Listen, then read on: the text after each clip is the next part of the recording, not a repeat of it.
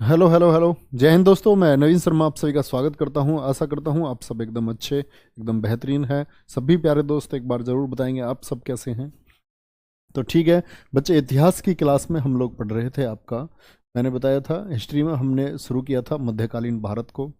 और मध्यकालीन भारत मैंने बताया था कि हम लोग इसको पढ़ रहे होंगे आपका 712 से लेकर के 1707 तक। 712 से लेकर के क्योंकि एक अरब आक्रमण को हमने पढ़ा। अरब आक्रमण के बाद में तुर्क आक्रमण हुआ, उसको हमने पढ़ा, है ना। और वही तुर्क आक्रमण चल रहा था, जिस तुर्क आक्रमणकारियों में कौन था आपका गजनी से यानी कि जो गजनी साम्राज्य से वहाँ से आया था सुबुक्तगीन। और उसी सुबुक्तगीन के पुत्र के बारे में हम पढ़ रहे थे, महमूद गजनी के बारे में। महमूद गजनबी जिसने भारत पर कितनी बार आक्रमण किया था? 17 बार आक्रमण किया था। कितनी बार आक्रमण किया था? 17 बार आक्रमण किया था। और मैं इसका पहला आक्रमण आपको बता चुका, जो था किसके विरुद्ध? हिंदू शाही वंश के शासक जयपाल के विरुद्ध, जिसको ये पहली बार में तो असफल, लेकिन 101 में वह हिंद के युद्ध में ये जयपाल को हरा देता है। ठीक है, इसके बाद हम लोगों को आगे बढ़ना था और शुरू करेंगे, आगे चलेंगे। बहुत बढ़िया, वेरी गुड। नमस्कार बच्चे, नमस्कार। सभी प्यारे बच्चों का नमस्कार एक्सेप्टेड। अब आप लोग पढ़ाई पर ध्यान देंगे, ठीक है। तो महमूद गजनवी के आगे अगर हम उसकी बात करते हैं तो इसके कुछ अभियान है, मोस्ट इंपोर्टेंट अभियान है, लिख लेंगे। 1005 में मुल्तान पर आक्रमण किया था। आक्रमण क्यों करता था? क्या ये वहाँ शासन करता था? नहीं। मुल्तान पर आक्रमण ये सिर्फ लूट के लिए आता था भैया, लूट के लिए। इसने कोई भारत में साम्राज्य स्थापित नहीं किया, सिर्फ लूट की, लुटेरा था एक। और मुस्लिम धर्म के लोगों को मुस्लिम धर्म में बटाने के लिए जबरदस्ती क्या करता था? जजिया वगैरह मैंने बताया, सिंध क्षेत्र पर इसने लगाया था। 1008 में इसने नगरकोट पर आक्रमण किया। नगरकोट कहाँ है जी? देखो, मुल्तान पड़ता है जो आज का पाकिस्तान है, इस क्षेत्र में। नगरकोट ये हिमाचल प्रदेश में, जहाँ कांगड़ी देवी का मंदिर है। पीले कपड़े पहनकर जाते हैं ना, आपने देखा होगा नगरकोट के लिए कांगड़ी देवी जाते हैं। तो 1008 में कहा नगरकोट पर आक्रमण किया, ठीक है। और 1018 में इसने कन्नौज पर आक्रमण किया। कहाँ? कन्नौज पर आक्रमण किया। क्या बोलोगे? 1018 में कहाँ पर? कन्नौज पर आक्रमण किया। और कन्नौज पर कौन था यहाँ? कन्नौज पर यहाँ बच्चे शासन कर रहा था आपका राज्यपाल गुजर। गुजर वंश का एक शासक था, आप पढ़ेंगे जब गुजर प्रतिहार वंश को पढ़ेंगे। राज्यपाल गुजर, ठीक है। कन्नौज की गद्दी पर था, क्योंकि कन्नौज के लिए जो संघर्ष हुआ था राष्ट्रकूटों के बीच, पालवंश के बीच और गुजर प्रतिहारों के बीच में, तो उसमें आखिरी जीत जो हुई थी, कन्नौज फेवर में चला गया था गुजर प्रतिहार वंश के। गुजर शासकों ने कन्नौज पर अपना आधिपत्य जमा लिया था, ठीक है। उनकी विजय हुई थी और वो लोगों ने कन्नौज को, मतलब पूछा जाता है कि त्रिपक्षीय संघर्ष में आखिरी विजय किसकी हुई, तो गुजर सम्राटों की विजय हुई। गुजर प्रतिहार वंश के राजा उसको जीत गए थे। 1018 में किया, ठीक है। और 1019 में कहाँ किया इसने? जो चंदेल शासक के विरुद्ध था, 1019 में इसने किया कालिंजर अभियान। कालिंजर किला है, कालिंजर अभियान, कालिंजर अभियान। और कालिंजर अभियान में अगर आपसे पूछे कि भाई कालिंजर अभियान जो किया, इस समय कौन शासक था? इस समय था विद्याधर शासक, विद्याधर, ठीक है। ये किससे था? ये गुजर शासक है, गुजर प्रतिहार वंश से इसका संबंध था। और विद्याधर का संबंध है किससे? ये चंदेल शासक है, चंदेल शासक था। कौन था? एक चंदेल शासक था। 1019 के बाद में जब इसके आक्रमण शुरू होते हैं, तो 1019 के बाद में फिर ये जो आपका आक्रमण होता है, तो अब आपको समझना होगा सबसे महत्वपूर्ण आक्रमण है इसका जो 16वां आक्रमण हुआ। 17 आक्रमणों में से एक 16वां आक्रमण इसने सोमनाथ के मंदिर पर किया, गुजरात में। तो सबसे महत्वपूर्ण आक्रमण है इसका 1025। अगर मैं बोलूं तो ये सब बेशक से भूल जाना आप लोग, लेकिन ये 1025 मत भूलना। 1025 में क्या किया था इसने? 16वां आक्रमण किया था। कौन सा आक्रमण किया था? 16वां आक्रमण किया था। और ये 16वां आक्रमण किसके खिलाफ किया था इसने? सोमनाथ मंदिर, सोमनाथ मंदिर पर। सोमनाथ मंदिर, और सोमनाथ मंदिर कहाँ स्थित है? ये गुजरात में स्थित है। तो सोमनाथ मंदिर गुजरात पर इसने 16वां आक्रमण किया। लेकिन इस समय शासक जो है, लिख लेना, इस समय शासक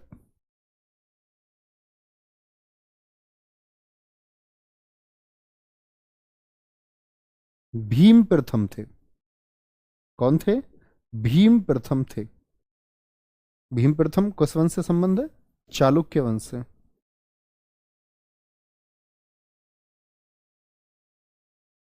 इस समय शासक भीम प्रथम चालुक्य वंश था। तो बहुत कई बार पूछा जाता है कि जब आक्रमण किया आपका गजनवी ने सोमनाथ पर, तो सोमनाथ पर यानी गुजरात का उस समय शासक कौन था? तो ये मोस्ट इंपोर्टेंट क्वेश्चन, आप इसको मार्क करेंगे कि शासक था आपका भीम प्रथम। किस वंश से उसका संबंध था? उसका संबंध था आपका भैया चालुक्य वंश से। तो ये जो आक्रमण कहा जाता है, कहते हैं कि हिंदू आस्था को सबसे ज्यादा क्षति पहुंचाने वाला आक्रमण है। क्यों?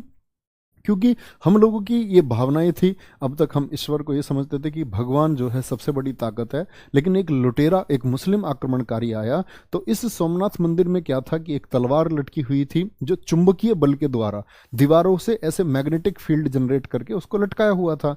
तो लोगों की आस्था ये थी कि ये किसी भगवान की ऐश्वर्य शक्ति की वजह से तलवार बीच में लटकी हुई है। लेकिन जब इसकी दीवारों को तोड़वाया, इसने दीवारों को तोड़वाया, तो वो चुंबकीय बल खत्म हो गया, मैग्नेटिक फील्ड खत्म हो गया, तो वो जो आपकी तलवार थी वो तलवार नीचे गिर गई। तो लोगों को लगा कि एक मुस्लिम आक्रमणकारी ने आक्रमण किया है भारत के ऊपर और हमारे देवी देवता कमजोर हो गए हैं। तो हमारी आस्था पर किया जाने वाला सबसे मजबूत आक्रमण इसको माना जाता है सोमनाथ मंदिर। और इसीलिए पूछा जाता है कि इसको आक्रमण को कब किया था? इसने 1025 में किया था। 16वां आक्रमण इसका था। ठीक है, 16वां आक्रमण था। 17वां आक्रमण जो इसका अंतिम आक्रमण था, क्या लिखेंगे? अंतिम आक्रमण।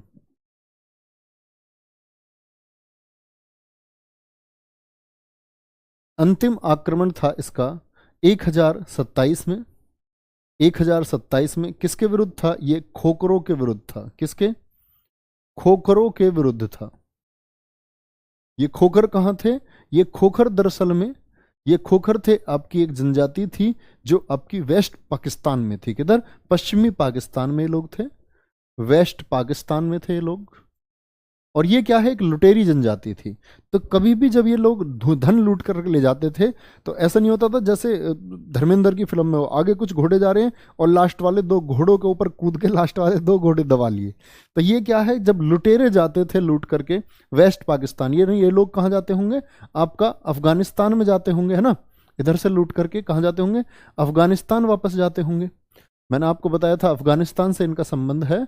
तो जब ये लूट करके यहाँ जाते होंगे, ये जो वेस्ट पाकिस्तान वाला क्षेत्र है, यहाँ खोकर जनजाति थी। तो ये कौन लोग थे? जब ये इनको अफगानिस्तान जाना होता था खैबर दर्रे से होकर के, ये वहां इनको लूटते थे। तो गजनवी ने सोचा इस बार, अब की बार खोखरों को ही देख लेते हैं। तो जो अंतिम अभियान था इसका खोखरों के विरुद्ध था। ये बात आपको याद रखनी है, ठीक है? खोखरों के विरुद्ध, खोकर जनजाति। इसको बहुत सारे इतिहासकार ये बोलते हैं कि ये खोकर जनजाति जाटों से संबंधित थी, है ना? कौन थे ये? इनको कहा जाता है कि जाट है, ये लोग इनको लूट लेते थे वापस जाते समय। तो कई पुस्तकों में आपको लिखा मिलेगा कि जाटों के विरुद्ध उसने अंतिम आक्रमण किया क्योंकि वो उसके लूट के माल को लूटते थे, है ना? तो ये खोकर जनजाति इसका सही उत्तर आता है। परीक्षा में कभी जाटों के नाम से नहीं आएगा आपसे, ठीक है? खोकर जनजाति याद रखेंगे। 1030 में क्या होता है? 1030 में मृत्यु हो गई गजनवी की। क्या हो गई? 1030 में मृत्यु हो गई गजनवी की, ठीक है? ये बात आपको याद रखनी है, गलत नहीं करेगा कोई भी इसको। सर जी धर्मेंद्र कौन सा राजा था? अरे धर्मेंद्र सन्नी देओल का पापा है, पगलू। ऐसे पुरानी फिल्मों में नहीं है वो घोड़े वोड़े पे आते थे, गब्बर सिंह टाइप के डाकू। तो ऐसे अब तुम सामने से लड़ो, मान के चलो सामने से गब्बर सिंह के घोड़े आ रहे हैं, तो सामने से थोड़ी लड़ोगे। तो वो लोग ऐसे पहाड़ों में छुप के सोचते पीछे वाले डाकुओं को पकड़ लो, दो को, उनको लूट लो, है ना? चलो, वेरी गुड। देखो एक आ गया, एक आया है जाट ऑलवेज रॉक। बच्चा मैं समझा के आप लोगों को थक चुका हूं। जातिवाद की इस व्यवस्था से बाहर आओ, वरना आपके इस अध्ययन का, इस शिक्षा मात्र का कोई अर्थ नहीं बचता है। प्लीज मेरे बच्चे, प्लीज बाहर आओ, कास्टिज्म से बाहर आओ, है ना? वादा करो कि आप दुनिया के सबसे अच्छे इंसान होगे। बहुत लंबा जीवन आपका नहीं है, ये जीवन खत्म हो जाएगा आपका। और किस चीज में आप अपना जीवन खत्म करेंगे आपको ये एहसास भी नहीं होगा। आप अपने जीवन को अच्छा बनाने के बजाय आप ऐसे दंभ में और घमंड में अपने जीवन को व्यतीत करते हैं, है ना? अगर मैं आपसे पूछूं कि लगातार खड़े होकर के 20 क्रांतिकारियों के नाम बताइए जाति विशेष के जिन्होंने देश के लिए बलिदान दिया, तो आपकी उंगलियों पर वो 20 नाम आने के नहीं है। कभी ना करें बच्चे, कभी नहीं। जाति विशेष से ऊपर उठो। एक भारत महान भारत, एक भारत महान भारत। सारे बच्चे बोलेंगे एक भारत महान भारत। हमारी तो यार, हमने तो बाहें खोली हैं, वसुदेव कुटुंबकम का नारा हम लोगों ने दिया, हमने तो दुनिया को भाई माना है अपना। हम जाति विशेष में कभी नहीं पढ़ना चाहिए बच्चे हमको। ठीक है, 1030 में क्या हो जाती है, इसकी मृत्यु हो जाती है, कोई दिक्कत? बहुत बढ़िया। एक बच्चे ने लिखा, सर मैं वादा करता हूं ता उम्र कभी जातिवाद के पक्ष में कोई बात, कोई वक्तव्य नहीं दूंगा। बहुत बढ़िया, ठीक है।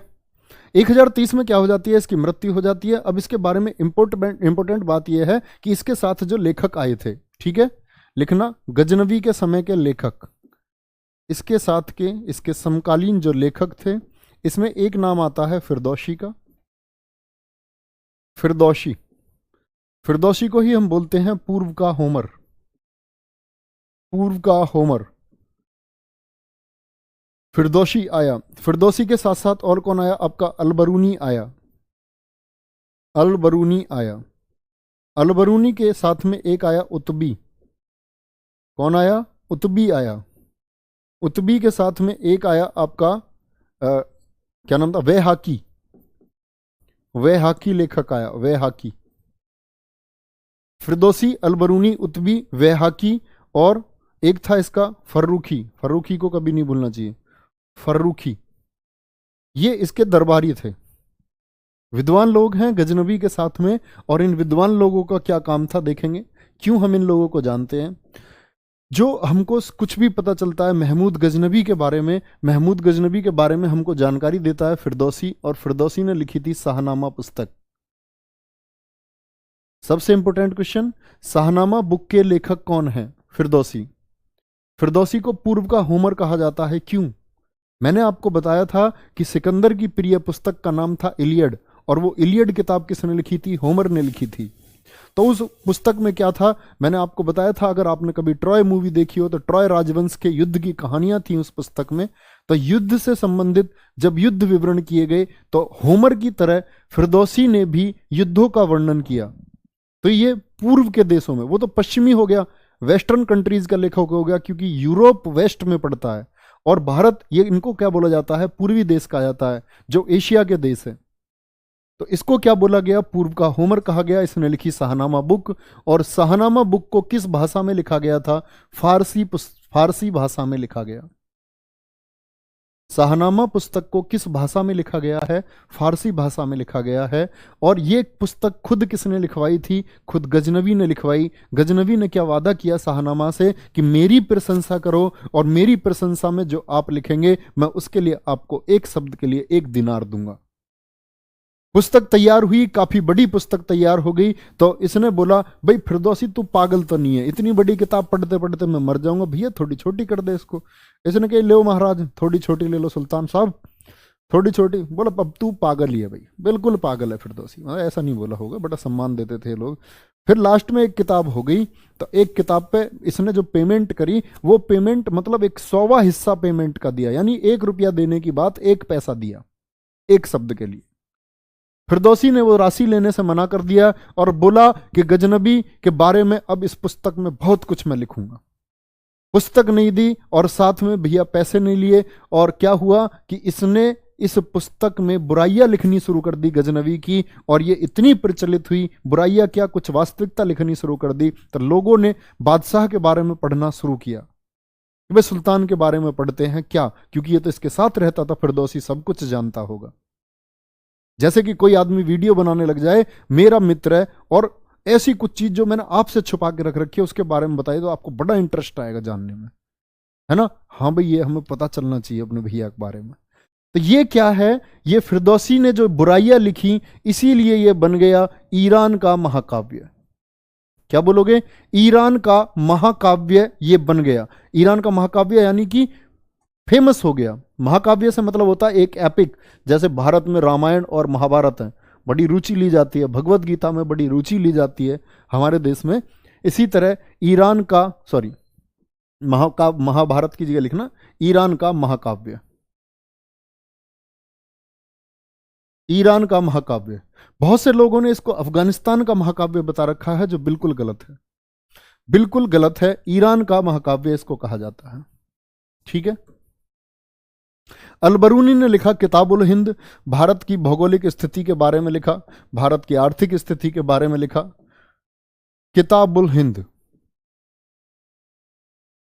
आपसे पूछा जाएगा किताबुल हिंद पुस्तक के लेखक कौन है, तो क्या बोलेंगे? किताबुल हिंद पुस्तक के लेखक हैं आपके अल-बरूनी। और किताबुल हिंद को ही हम तहकीक ए हिंद भी कहते हैं। इसी पुस्तक का नाम है तहकीक ए हिंद। क्या बोलेंगे? तहकीक ए हिंद। ये सारे बहुत महत्वपूर्ण क्वेश्चन है, तो बोलते चलेंगे बच्चे मेरे साथ में एक बार, किसने लिखा है इसको और किस भाषा में लिखी गई? तहकीक ए हिंद अरबी भाषा में लिखी गई है। किस भाषा में? अरबी भाषा में लिखित पुस्तक है। उतबी ने लिखा। देखो, मुझे सब बच्चे कमेंट सेक्शन में आंसर करो कि ये जो मैंने बताया था गजनवी, ये कौन से वंश से संबंध रखता था? गजनवी किस वंश से संबंध रखता था? बोलेंगे? ठीक है, क्या बोलेंगे?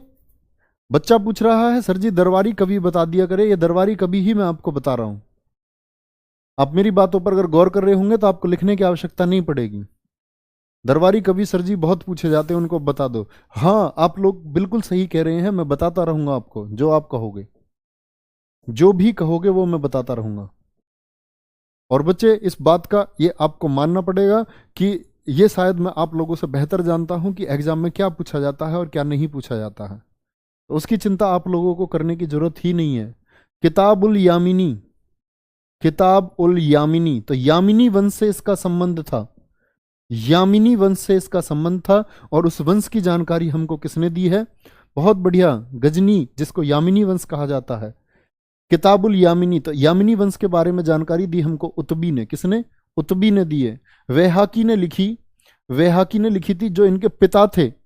इनके पिता का क्या नाम था? सुबुक्तगीन। सुबुक्तगीन के बारे में पुस्तक लिखी और उस पुस्तक का नाम था तारीख ए सुबुक्तगीन। तारीख ए सुबुक्तगीन पुस्तक लिखी। तो समझ रहे, ये वो पुस्तकें हैं क्योंकि ये स्थानीय इनके कवि थे, दरबारी थे, लेखक थे, तो इन्होंने लिखा जहां से हमको ये सारी जानकारी बहुत सारे इतिहासकारों ने जुटाई होगी। फर्रुखी, फर्रुखी की कोई विशेष पुस्तक नहीं है। फर्रुखी याद रख लेना किसके दरबार में रहते थे? गजनबी के दरबार में रहते थे। तो क्वेश्चन पूछा जाता है कई बार कौन गजनबी के दरबार से संबंध रखता था और कौन नहीं। तो आपको ये नाम बच्चे कभी नहीं भूलने हैं, ठीक है? कभी नहीं भूलने हैं। तो गजनबी की मौत हो जाती है 1030 में। 1030 में गजनबी की मौत हो जाती है। और गजनबी के बाद में कौन गद्दी पर आया? मोहम्मद गोरी। एकदम से मोहम्मद गोरी नहीं आया भैया। देखो, मुझे बताओ, आप लोगों से एक मेरा क्वेश्चन है कि जो गजनवी था उसने क्या भारत के किसी किसी क्षेत्र पर शासन किया था या सिर्फ लूट के लिए आया था? तो आप सभी बच्चों का आंसर होगा नहीं सर, उसने कोई शासन नहीं किया था। वो तो एक आक्रमणकारी था, लुटेरा था, मुस्लिम धर्म का प्रचार करने के लिए आया था और बिना किसी जगह शासन किए वापस चला गया। वापस कहाँ चला गया? गजनी वंश में चला गया। और वापस क्या, उसके बाद में कोई भारत में नहीं आया। कुछ समय तक भारत में कोई नहीं आया और वो सिर्फ गजनी पर आपस में लड़ते रहे। गजनी के साम्राज्य पर जब आपस में लड़ते रहे तो ये मोहम्मद गोरी जो है, क्या बोलेंगे? मोहम्मद गोरी। और ये मोहम्मद गोरी इसके बाद में अगला शासक होता है जिसका नाम है सिहाबुद्दीन के नाम से जाना जाता है, जो भारत आता है। क्या बोलोगे? सिहाबुद्दीन।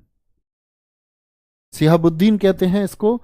और मोहम्मद गोरी का जो शासनकाल है वो माना जाता है 1173 से लेकर के आपका, अगर मैं कहूं 1206 तक। 1173 से लेकर के 1206 तक। 1206 मतलब यहां शासक आएगा कुतुबुद्दीन ऐबक। गुलाम वंश की स्थापना तक का जो समय है वो मोहम्मद गोरी का समय है। 1173 से कैसे? तो 1173 में इस गोरी का एक बड़ा भाई हुआ करता था। बड़े भाई की जब हत्या हो जाती है, बड़े भाई की हत्या कैसे हुई? तो इसके बड़े भाई के जो है क्या था कि जो जेवर थे, पत्नी के जेवर, तो इसकी पत्नी के जेवर को एक ये सरदार को पहने देख लेता है। कहता है अरे ये तो मेरी पत्नी के जेवर हैं। तो उस सरदार की हत्या कर देता है इसका भाई, जो कि सम्राट था आपका गजनी का, है ना। तो उस जिसकी हत्या हो जाती थी, जिसने जेवर पहन रखे, उसका भाई बदला लेता है, वो गौरी के भाई को मार देता है, भाला मार देता है उसको। तो जब उसके भाई की मौत हो गई तो 1173 में, पहले तो देखना सम्राट नहीं बनाया अभी ये, 1173 में इसको गौर प्रदेश मिला था। गौर प्रदेश मिला। गौर प्रदेश कहां था? ये अफगानिस्तान में। जो अफगानिस्तान का कॉन्सेप्ट मैंने आपको समझाया, उस समय के अफगानिस्तान में। तो गौर प्रदेश इसको मिला। किसने दिया था गौर प्रदेश? पहले गौर प्रदेश इसको इसके भाई ने सौंपा था, क्योंकि उसका इंटरेस्ट था गजनी की तरफ। तो ये गौर पर साम्राज्य करते, गौर पर इनका शासन था, इसीलिए इनको गोरी कहा गया है। क्या कहा गया है? इसीलिए इनको गोरी कहा गया है। बहुत बढ़िया, वेरी गुड सिद्धार्थ, बहुत शानदार। अकबर के शासन से पहले की बात है, बिल्कुल। अकबर तो 1556 में आएगा। बहुत शानदार सर, बहुत अच्छा लग रहा है पढ़कर। सर व्हाट्सएप पर भेज दो। क्या भेज दो? अरे इनको दिखता क्यों नहीं है? ये चैटिंग में क्या कर रहे हैं? बात तो नहीं कर रहा कोई आपस में? ब्लॉक कर दिया करो उस बच्चे को जो आपस में बात करे। सर इतने सारे कवि है क्यों रखते थे भैया? कविता सुनते होंगे इनसे। अरे हर राजा ये चाहता है, आप नहीं चाहते कि आपके बारे में पढ़ा जाए। हमारी वीडियो आती है तो हम सोचते हैं ना हमारी वीडियो लोग देखें, तो ये तो सम्राट थे। ये भी तो सोचते होंगे जो आगे आने वाली पीढ़ियां होंगी वो हमारे बारे में सुने, समझें और लिखें और पढ़ें, इसीलिए रखते थे भैया। चलो आगे आ जाएंगे। तो मोहम्मद गोरी का साम्राज्य जो आप बोलेंगे शासनकाल 1173 से लेकर के 1206 तक रहा। ठीक है, ये बात कभी आपको गलत नहीं करनी है। ये कब आया भारत में? लिखना, भारत पर पहला आक्रमण। गौरी का भारत पर पहला आक्रमण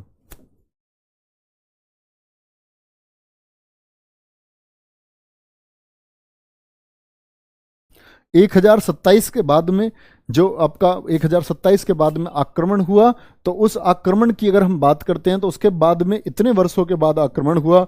और गोरी का जो भारत पर पहला आक्रमण हुआ वो आक्रमण हुआ आपका 1175 में। 1175 में मुल्तान पर। तो कितने साल बाद में ये आक्रमण हुआ बताएंगे? मुल्तान पर हुआ था 1175 में। ठीक है, और गोरी मोहम्मद गजनवी की तरह नहीं है। गजनवी का सिर्फ एक उद्देश्य था, गजनवी का उद्देश्य था सिर्फ लूट मार करना। और एक लूटमार जिसका कारण कौन बना था? जिसका कारण बना था आपका, बताएंगे? जो लूटमार होने का प्रमुख कारण था वो अल हजाज के समय से हुआ, जब अरब आक्रमणकारी आए। तो वो लोग लूट के उद्देश्य से आते रहे, भारत को लूट करके, मंदिरों को लूट करके, क्योंकि सोना जवाहरात मूर्तियां थी, उनको लूट कर ले जाते रहे। लेकिन ये पहला शासक है मोहम्मद गोरी जो ये कोशिश करेगा कि इसका साम्राज्य भारत पर स्थापित हो। तो ये सिर्फ लूट के लिए नहीं आया, ये क्या आया? ये भारत पर साम्राज्य स्थापित करने के लिए आया। लूट इसने भी की, इस्लाम धर्म का प्रचार ये भी करेगा, लेकिन इसका जो मेन टारगेट होगा वो टारगेट क्या होगा? अपनी राज्य की सीमाओं को बढ़ाना और भारत पर राज करना।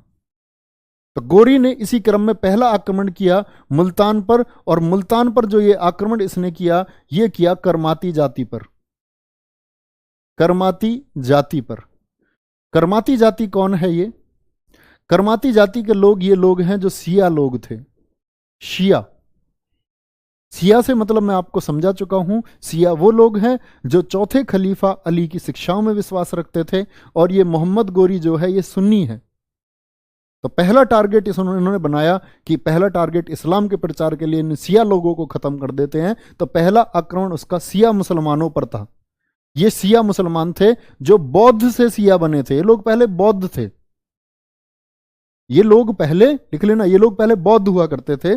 तो इन्होंने बोला अगर ये बौद्ध थे और कन्वर्ट हुए हैं और शिया मत को मानते हैं, तो इनको सुन्नी मत को मानना होगा। और शिया लोगों को सुन्नी मत के मतानुयायी यानी कि मानने के लिए जबरदस्ती मनवाया गया इनको। किसके द्वारा? गोरी के आक्रमण के द्वारा। 1175 में मुल्तान पर आक्रमण कर देता है। ठीक है, बहुत बढ़िया। 1175 में मुल्तान पर जब आक्रमण किया, इसके बाद है कि आक्रमण करने के बाद फिर क्या हुआ? फिर आता है 1175 के बाद में 1175 पे आक्रमण हो गया, फिर किया इसने दूसरा आक्रमण। क्या बोलोगे? दूसरा किया 1178 में।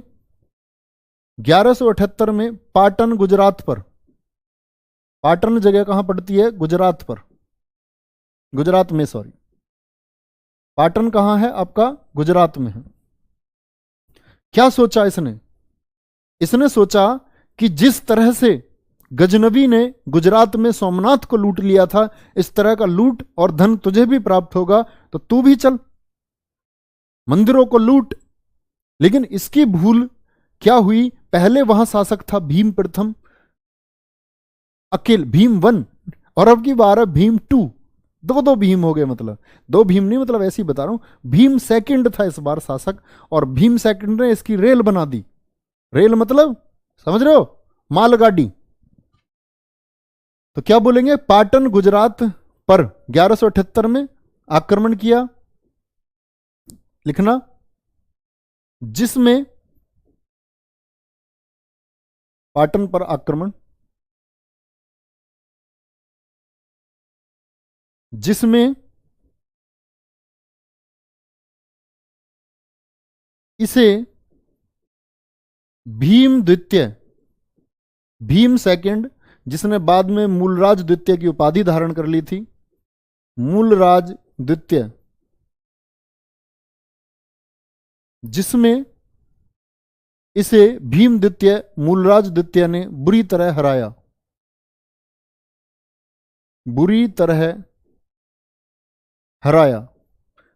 भीम प्रथम तो हार गया था, है ना, गजनवी के द्वारा।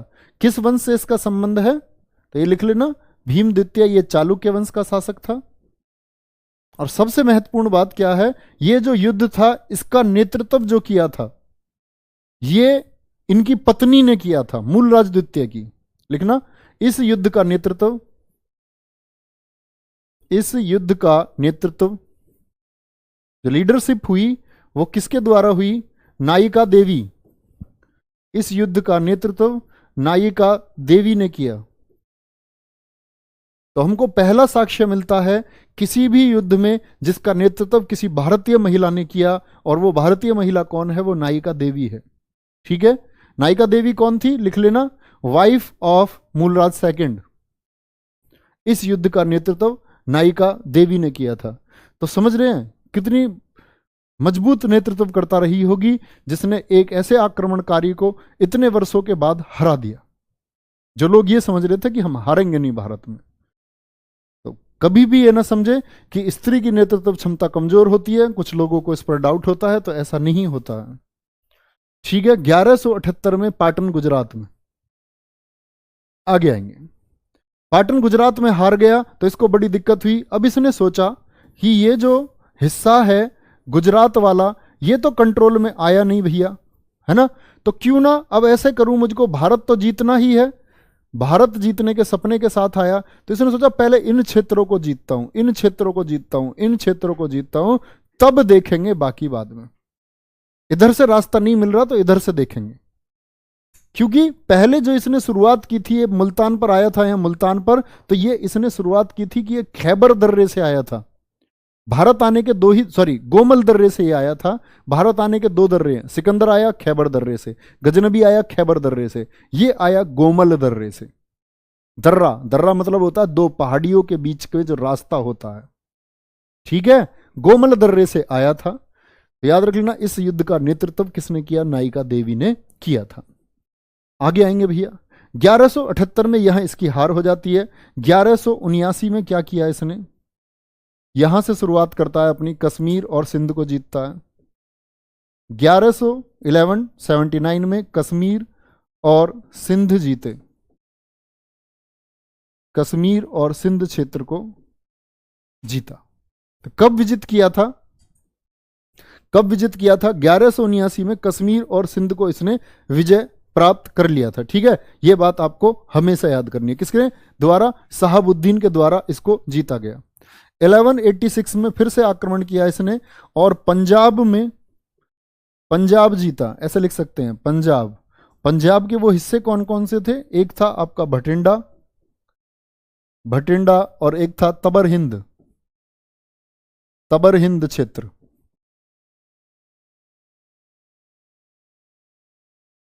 पंजाब के कौन से दो बड़े क्षेत्रों, भटिंडा और तबर हिंद को इसने जीत लिया। तो यानी कि पंजाब आ चुका है, और यहां जब ये पंजाब में आ चुका है तो नियर बाई किसके है, दिल्ली के। किसकी तरफ है, दिल्ली की तरफ। तो दिल्ली से इसकी भिड़ंत होनी अब लाजमी है। और दिल्ली की गद्दी पर कौन है, दिल्ली की गद्दी पर है पृथ्वीराज चौहान। जबरदस्त भिड़ंत होगी जिसके ऊपर बड़े शास्त्र लिखे गए, बड़ी कहानियां हैं। तो सुनेंगे ध्यान से और नोट करते रहेंगे परीक्षा के लिए क्या महत्वपूर्ण है। पंजाब कब जीता था इसने? पंजाब में, ये इंपॉर्टेंट नहीं है कि पंजाब कब जीता, इंपॉर्टेंट है पंजाब के किन हिस्सों को जीता था। भटिंडा और तबर हिंद को जीता था, भटिंडा और तबर हिंद को जीता था। बहुत बढ़िया। सर जी नायिका देवी कौन थी? नायिका देवी इज योर आंटी। नायिका देवी आपकी आंटी हैं, ऐसी आंटी जिनसे आपका कोई रिश्ता नहीं है। अगर आप खोजने निकलेंगे तो आपको पता चलेगा ये चाची थी आपकी, दूर की चाची। ऐसी चाची जिसके बारे में पता नहीं होता ये कैसी चाची है। बच्चा मेरे, मैंने बताया वाइफ ऑफ, वाइफ नहीं जानते, पत्नी थी ये मूलराज द्वितीय की। प्यारे बच्चे, मूलराज द्वितीय की पत्नी थी। चलो, कोई दिक्कत? 1175 एडी है या बीसी है? बताओ यार, इतने कमजोर कैसे हो सकते हैं बच्चे? प्राचीन इतिहास से पढ़ते हुए आगे बढ़ रहे हैं हम, आप लोग अभी बीसी एडी में फंसे हुए हैं। तुम्हारा कंपटीशन में बच्चे जगह नहीं है। तैयारी छोड़ो, बता रहा हूं मैं आपको, अभी भी मौका है। तैयारी छोड़ो, इतने 5-7 महीने आप बेकार करोगे अपनी तैयारी में। इससे अच्छा कहीं 10,000 की नौकरी करो, उसमें से 2,000 रुपये बचाओ, सेविंग करोगे, कम पहनोगे थोड़ा सा तो सेविंग कर पाओगे, 8-10-12 हज़ार रुपये बचा पाओगे। तो वो बचाओ, कुछ मदद करो घर की। उन घर वालों को धोखा मत दो जो सपना देख रहे हैं, जो ये सोच रहे हैं हमारा लड़का कलेक्टर बनेगा। लड़का अभी एडी और बीसी में ही फंसा हुआ है, उसे एडी और बीसी समझ में नहीं आ रहे क्योंकि वो समझना नहीं चाहता। रट्टू तोता है वो एक रट्टू तोता है। और रट्टू तोते कंपटीशन पास नहीं करते। आजकल का कंपटीशन रट्टू तोतों का नहीं रहा है। चलो भाई, 1186 में पंजाब जीता, और पंजाब जीतने के बाद में बच्चे क्या होगा? सबसे महत्वपूर्ण आएगा 1191, 1192, ठीक है, 1191, 1192, 1194। ये पूरी एक कहानी है, इसको समझना। मैंने बोला ये दिल्ली के समीप आ रहा था तो इसकी भिड़ंत होनी तय थी किससे? पृथ्वीराज चौहान से। तो 1191 में हुआ आपका तराइन का फर्स्ट वॉर, तराइन का युद्ध। क्या बोलोगे? तराइन का प्रथम युद्ध। तराइन का प्रथम युद्ध हुआ पृथ्वीराज चौहान से। यहां क्या बोलेंगे, किससे हुआ था तराइन का युद्ध इसका? पृथ्वीराज चौहान से, पृथ्वीराज चौहान से, पृथ्वीराज चौहान। ध्यान से समझना मेरी बात को। पृथ्वीराज चौहान, जिसको राय पिथौरा के नाम से भी जाना जाता है, और इसी को पृथ्वीराज चौहान तृतीय भी हम लोग बोलते हैं। राय पिथौरा या पृथ्वीराज थर्ड भी इसको हम कहते हैं। क्या कहते हैं? पृथ्वीराज तृतीय, पृथ्वीराज तृतीय कहते हैं, ठीक है। तो राय पिथौरा, अब ध्यान से समझेंगे, इस युद्ध में विजय किसकी हुई? तो विजय हुई इसमें पृथ्वीराज चौहान की, और बहुत बुरी तरह हराया मोहम्मद गोरी को। मोहम्मद गोरी ने माफी मांगी, इन्होंने उसको माफ कर दिया और ये वापस चला गया। लेकिन अगले ही साल फिर से आता है और तराइन का द्वितीय युद्ध होता है, the second battle of Tarain. Tarain का द्वितीय युद्ध हुआ।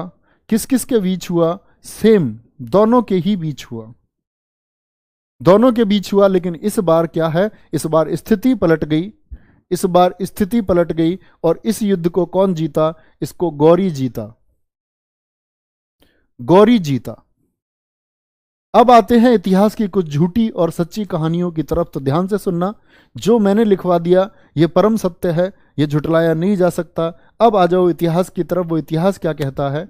जैसे कि एक पृथ्वीराज के मित्र हुए, पृथ्वीराज के मित्र रहे, और पृथ्वीराज चौहान के मित्र हुए आपके चंद्रबरदाई। इनके मित्र कौन थे? पृथ्वीराज चौहान के मित्र थे आपके चंद्रबरदाई, बड़े सखा, बचपन के मित्र, साथ रहने वाले हर वक्त। और ये चंद्रबरदाई जो है, चंद्रबरदाई ने लिखा आपका किसको? पृथ्वीराज रासो को। और ये पृथ्वीराज रासो में क्या लिखा हुआ है? तो बहुत से इतिहासकारों ने इसको झुटला दिया कि ये तो इनके मित्र थे, इनकी तारीफ इन्होंने अवश्य की होगी, झूठी बातें अवश्य लिखी होंगी कुछ मित्रता के चलते हुए। तो चंद्र पृथ्वीराज रासो क्या कहता है, चंद्रबरदाई क्या कहते हैं कि इन दोनों के बीच में 17 युद्ध हुए थे। जो चंद्रबरदाई में लिखा हुआ है 17 युद्ध हुए, और इन 17 युद्धों में से 16 बार पृथ्वीराज चौहान ने बहुत बुरी तरह हराया गौरी को, और हर बार गौरी ने हाथ जोड़ लिए और गौरी बोला भैया जी माफ कर दो, अगली बार से लड़ाई नहीं करूंगा। ऐसे ही वो 16 बार लड़ा, 16 बार पृथ्वीराज चौहान ने उसको माफ कर दिया, जो कि एकदम अनुचित लगता है सुनने में ही अनुचित लग रहा है। ठीक है, 17वीं बार में कहते हैं पृथ्वीराज चौहान को इसने हरा दिया। तो सभी इतिहासकारों ने मैक्सिमम ने उसको नहीं माना है, किसको, चंद्रबरदाई को। इसीलिए कहते हैं चंद्रबरदाई को कि वो एक काल्पनिक ग्रंथ है।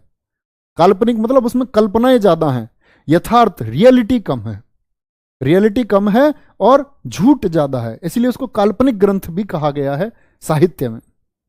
ठीक है, ये बात मैं आपको क्यों बता रहा हूं, क्योंकि मैं साहित्य का छात्र रहा हूं, इस वजह से मैं आपको बता रहा हूं। ठीक है, चंद्रबरदाई ध्यान से देखेंगे एक बार। तो चंद्रबरदाई को क्या कहा गया कि इसने जो लिखा, भाई चंद्रबरदाई को मैं आपको बताता हूं हिंदी में भी कि ये चंद्रबरदाई पृथ्वीराज रासो को पूर्ण नहीं कर पाया था। जो पृथ्वीराज रासो को पूर्ण करने का क्रेडिट दिया जाता है, पूर्ण किया था इसको चंद्रबरदाई के पुत्र जलहन ने। क्यों इसने पूर्ण क्यों नहीं किया था, तो जब पृथ्वीराज चौहान को बंदी बना करके ये लोग ले गए अफगानिस्तान, तो वहां क्या किया गया, इसके साथ साथ ही पीछे पीछे चंद्रबरदाई भी चला गया था पृथ्वीराज चौहान के साथ ही, कि बंद हो गए हैं तो मैं भी जाऊंगा। तो जलहन ने, इसके पुत्र ने, इसको लिखने का काम पूरा किया।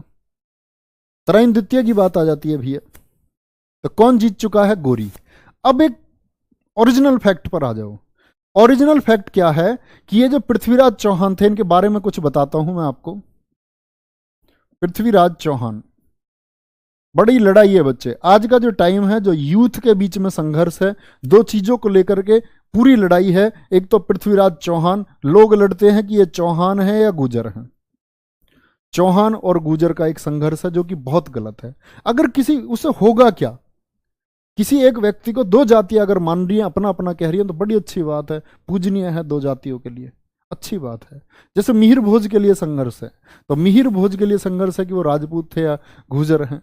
ठीक है, तो मेरा कहना यह है कि आप इस संघर्ष से बाहर आइए। मुकदमा चल रहा है, कोर्ट के अंदर विचाराधीन है, कई जगह लोगों ने मुकदमे पटिशन डाल रखे हैं, तो कोर्ट निर्णय दे देगा तो लोग मान लेंगे।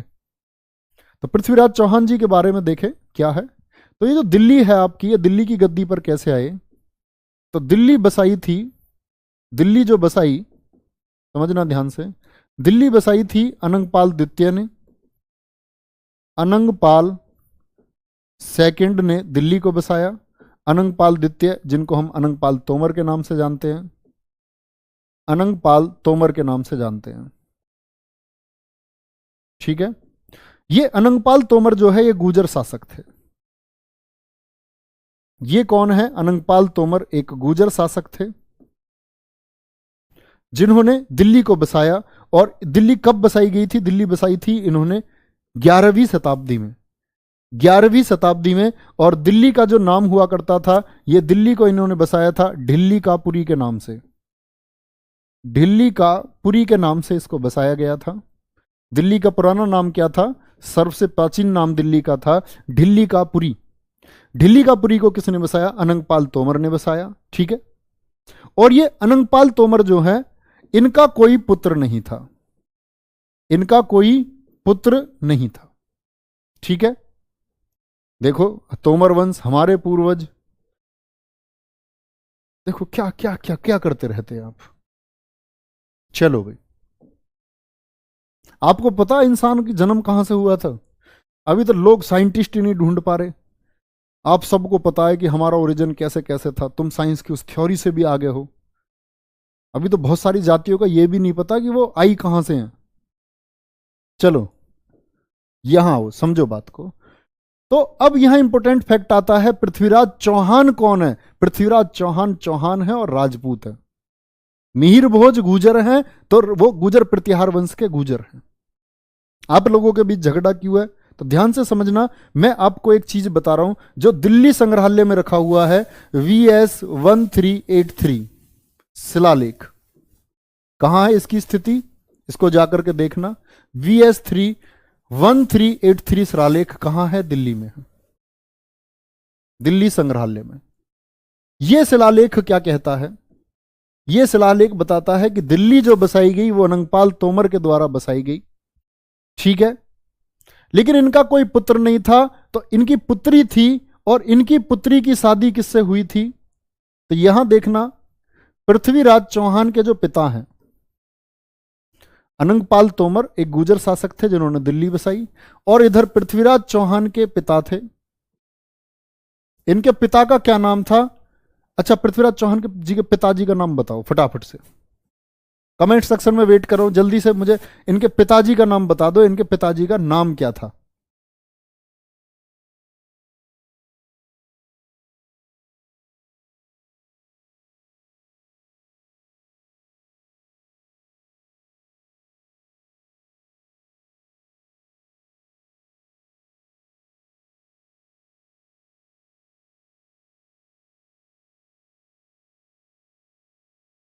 बच्चे मैं वेट कर रहा हूं आपका, कमेंट सेक्शन में मुझे आंसर बताएंगे। फालतू की बात लिखते रहोगे। शब्द भेदी बाण चलाना जानते थे तुम, तेन देखे शब्द भेदी बाण चलाते हुए, पागलू आदमी। वो सब चंद्रबरदाई ने लिखा है पृथ्वीराज रासो में, शब्द भेदी बाण जैसी कोई चीज नहीं थी। वो प्राचीन बच्चे, सतयुग पुरानी बात है, वो पुरानी महाभारत के समय थे वो बाण, आधुनिक समय पर नहीं है। एक बच्चे का आंसर आया, एक बच्चे का, हमारे पूर्वज, हमारे चाचा जी, हमारे ताऊ हैं। अरे पागलो मत लड़ो, इंसान हो तुम, किसी को नाम नहीं पता है। एक बच्चे ने आंसर दिया, सिर्फ एक बच्चे ने। अब वैसे लड़वा लो इनको, नुक जी हमारे फूफा तो है ही है, हमारे चाचा तो है ही है। अरे मान जाओ। पिता है थे इनके सोमेश्वर सिंह चौहान, सोमेश्वर सिंह चौहान अजमेर के शासक थे। कहां के शासक थे? अजमेर, राजस्थान के शासक थे। ठीक है, तो इन्होंने क्या किया था, जो ये अनंगपाल तोमर है, इनकी बेटी की शादी हुई थी किससे? पृथ्वीराज चौहान से। सॉरी, इनकी बेटी की शादी हुई थी सोमेश्वर सिंह चौहान से, और इनकी बेटी का पुत्र था कौन? पृथ्वीराज चौहान। यानी कि ये अनंगपाल तोमर कौन है? ये नाना थे। अनंगपाल तोमर ये नाना थे किसके? पृथ्वीराज चौहान के। आप कहेंगे जी ने तो गुर्जर बता रहे हो और पृथ्वीराज चौहान को राजपूत बता रहे हो, ऐसा कैसे? भैया पहले राजवंशों की आपस में शादी विवाह होते थे। ठीक है, तो इन चीजों पर मत लड़ो कभी भी। आप अपना सब्जेक्ट जो पेपर में क्वेश्चन है, एसएससी या आपसे स्टेट नहीं पूछेगा किसी भी चीज के बारे में, तो याद समझ गए। क्वेश्चन सिर्फ याद रखना है, दिल्ली को किसने स्थापित किया था?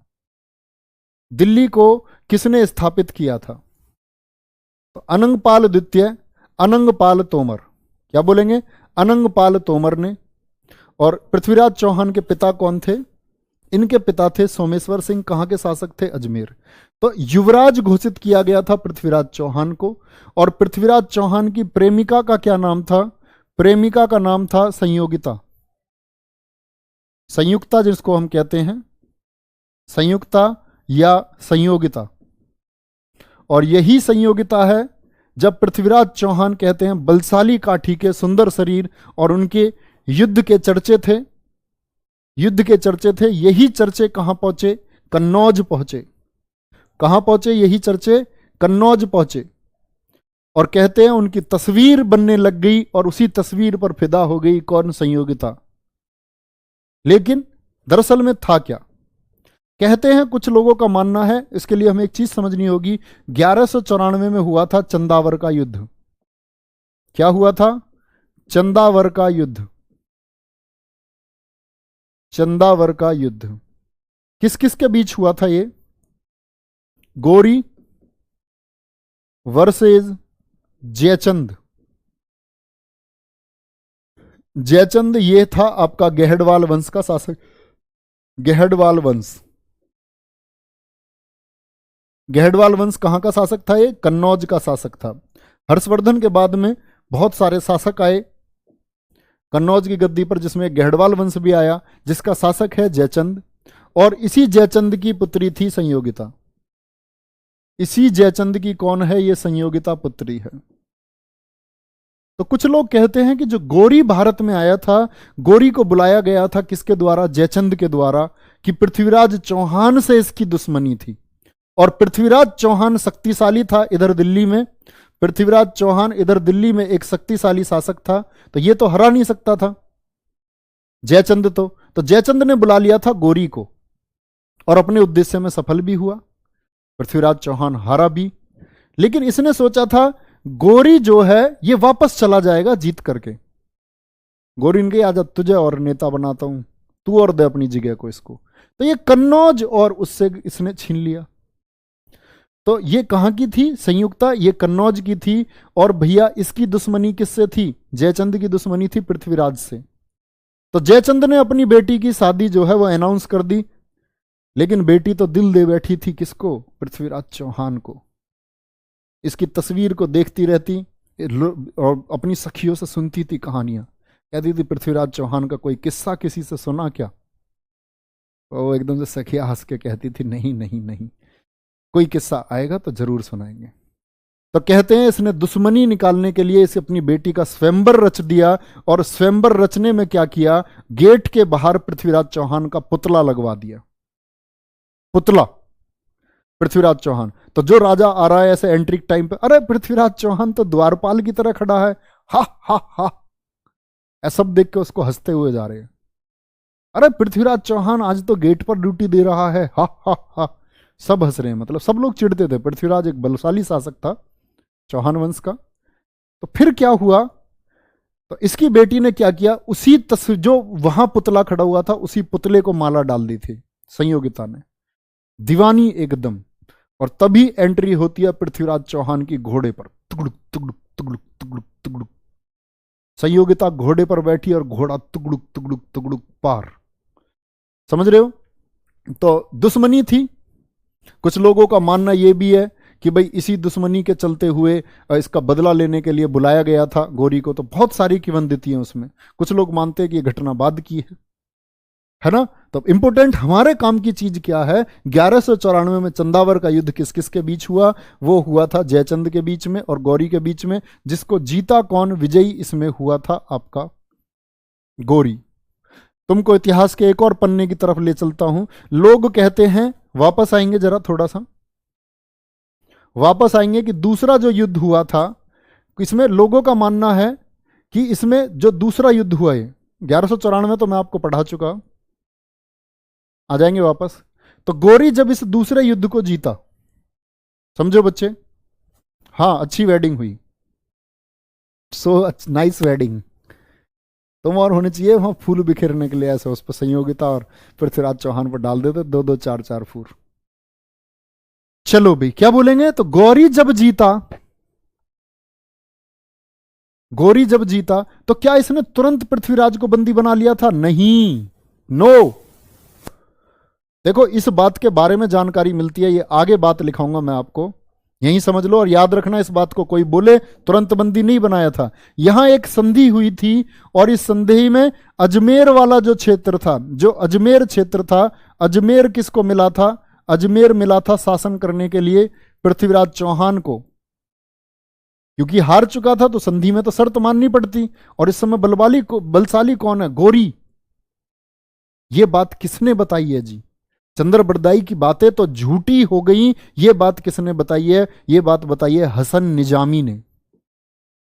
हसन निजामी, और मैक्सिमम भारत से लेकर के दुनिया के इतिहासकार इसी हसन निजामी की बात का समर्थन करते हैं। शिलालेखों से इस बात का अध्ययन हुआ है। और सबसे बड़ा प्रमाण क्या है जी? अजमेर से प्राप्त सिक्के। अजमेर से प्राप्त वो सिक्के जिन पर लिखा हुआ है, एक तरफ तो मोहम्मद बिन साम और दूसरी तरफ बैल और पृथ्वीराज चौहान की आकृति बनी हुई है। तो ये जो आकृति बनी हुई है ये दर्शाती है कि दोनों का एक साथ होने का क्या मतलब है। तो लोगों ने जब रिसर्च की तो पता चला इतिहासकारों के द्वारा कि इसने अजमेर का शासन इसको सौंप दिया था कि हां तुम अजमेर वाले थोड़े से हिस्से पर शासन कर सकते हो, लेकिन शैतानी नहीं, नो शैतानी, शैतानी नहीं करनी है। तो भैया यही जो सिक्के मिले उनसे क्या नाम मिलता है गौरी का? तो बच्चा नोट करना, मोहम्मद गौरी का नाम मोहम्मद बिन साम अजमेर से प्राप्त सिक्कों से मिलता है। मोहम्मद बिन साम के नाम से किसको जाना जाता था? अगर पूछा जाए तो लिखना मोहम्मद गौरी को जाना जाता था। ठीक है, कौन है? मोहम्मद बिन साम कौन है? मोहम्मद गोरी। लेकिन यहां पृथ्वीराज चौहान ने फिर से कोशिश की थी कि मैं वापस दिल्ली को पालूं, लेकिन भैया फिर बंदी बनाया गया। फिर बंदी बनाने के बाद ले जाया गया कहां? अफगानिस्तान। और इनकी अस्थियां कहां थी? अफगानिस्तान में। और इधर याद है आपको कौन? एक लड़के के बारे में रिसर्च करना, शेर सिंह राणा। यूट्यूब चलाओ, वही बच्चा जो तिहाड़ की, बच्चा क्या, शेर बोलो शेर, जिसने ये दावा किया तिहाड़ जेल से भाग करके, जो पृथ्वीराज चौहान की अस्थियों को काबुल से लेकर के आया। तो आज का रिसर्च का काम है तुम्हारा ये रिसर्च करना, है ना। तो पृथ्वीराज चौहान को एकदम से नहीं ले जाया गया था। जब यहां इन्होंने थोड़ा विद्रोह कर दिया था अजमेर के बाद में कि फिर से मैं दिल्ली को पालूं, तब ये ले गए थे इनको कहां? बंदी बना करके आपका अफगानिस्तान। और अफगानिस्तान के काबुल में ही अस्थियां थी किसकी? पृथ्वीराज चौहान की। ठीक है, तो यहां की क्लास के बाद हम शुरू करते हैं नेक्स्ट कल से कि क्या कौन कौन इनके सेनापति थे, भारत पर इनका साम्राज्य कैसे हुआ, कैसे इनका दामाद ऐबक बना, और वो ऐबक जो है वो मुस्लिम धर्म की स्थापना के लिए किस तरह भारत में कदम उठाएगा। इन सारी चीजों को हम कल से पढ़ रहे होंगे। ओके, कल तक के लिए, कल नहीं अब तो मंडे। और बच्चे पॉसिबली ये हो सकता है 99% चांस है कि आपकी शाम की हिंदी की क्लास शायद नहीं होगी।